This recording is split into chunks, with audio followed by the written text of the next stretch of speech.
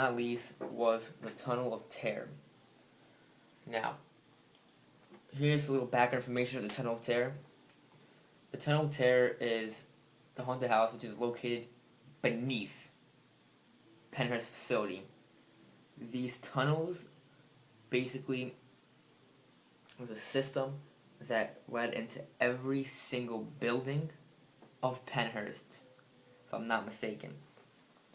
So, you have to remember, it's already like just a destroyed.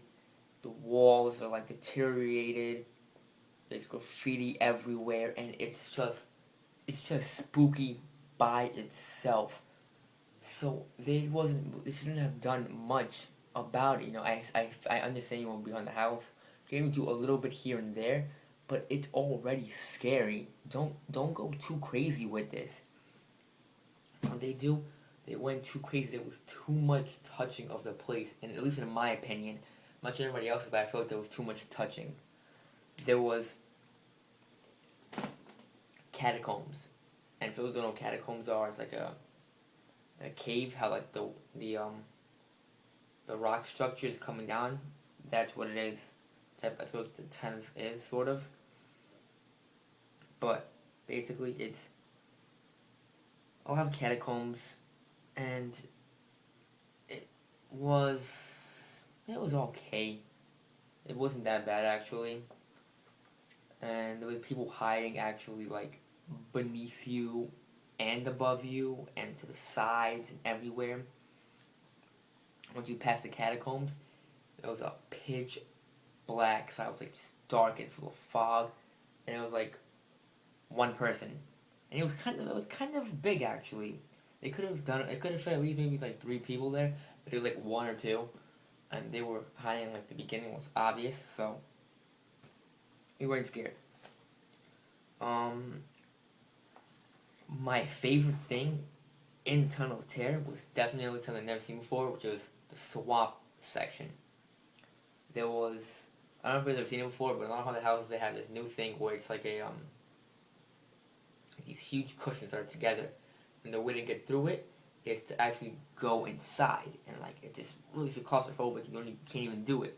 This one was actually waist level, and there was a green laser and fog in the bottom that led exactly above the top, which gave it the green look, and the fog, which made it even look like it was a green fog over the swamp. That was cool. I haven't seen that before. And it was like a monster-ish type of guy. And he came, which is like monster, with this green, distorted fish face. And he came and just looked through it, which is actually pretty cool. And I enjoyed that. I did enjoy that. So that's my favorite room. Tunnel of Terror, I have no clue what the hell the theme was for Tunnel of Terror. So, I'm gonna just go by the actors. I told you already about the Loch Ness Monster type of thing. Not really Loch Ness Monster, but the fish in the swamp. That was nice, cool. He was quiet. He was like he wasn't in your face, and it wasn't improv. It wasn't like any improv, but he was more like lurking, which is cool. Then there was like these 2 people, which I did not find them scary whatsoever. My friend did not find them scary whatsoever, and they weren't wearing any makeup. It looked like they weren't wearing any makeup at least. They were like, we literally, when we first saw them, we saw them outside walking around trying to scare people. We thought they were rednecks. We literally thought that they were just rednecks because they were wearing a green like army suit, but not really an army suit, just like a vest type of army suit.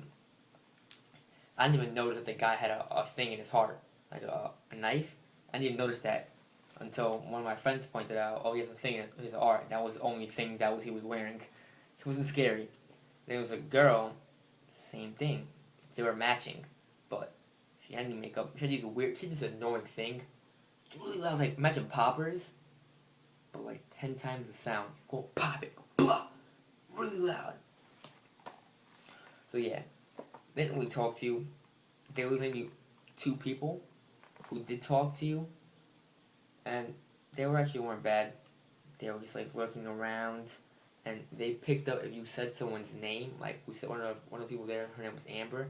The guy was calling her. I was like, Amber, on her shoulder. She had no idea he was following him, and she actually, the first time, she kind of flinched. She didn't get scared, but she like flinched. She's like, oh shit. And that was it. But I like it because it was dark and narrow, and it was about 10 minutes. Maybe, yeah, about 10, 15 minutes was that duration of Tunnel of Terror. And in my opinion, it had to be like the best one. And I wasn't really too a fan of how much they touched it. But that was like one of the best ones, I think. So, let me tell you guys like this. Overall, if you're coming from out of like Pennsylvania, not even Pennsylvania, there's parts of Pennsylvania where it's far. So if you're coming where like you're driving more than 45 minutes, maybe or even an hour, don't even do it.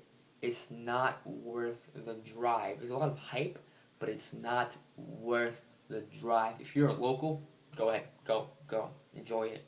It's okay if you're a local and nothing to do really. But it's just not worth the drive, and it's definitely not one of the scariest haunted houses I've been to. Definitely not. So, that's just my opinion. Once again, I always tell you, just go look and go ask other people if you don't believe me. Just go see what people say about it when they come out. So thanks again, and remember to like us on Facebook, facebook.com/DeadSilenceReviews. Tweet us, follow us on Twitter at DeadSilenceRev, REV. If you have any questions, concerns, wants to visit a haunt for you guys, email us at deadsilencereviews@gmail.com. Thanks, guys, and see you next week.